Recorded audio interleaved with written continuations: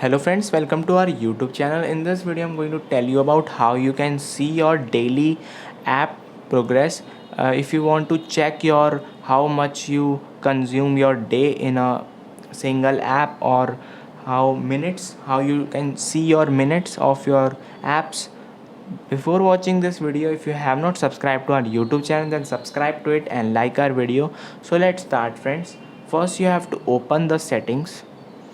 Swipe down, go to digital well-being and parental controls, and friends, here it is showing all today's data that it is the mobile is used for 3 hours.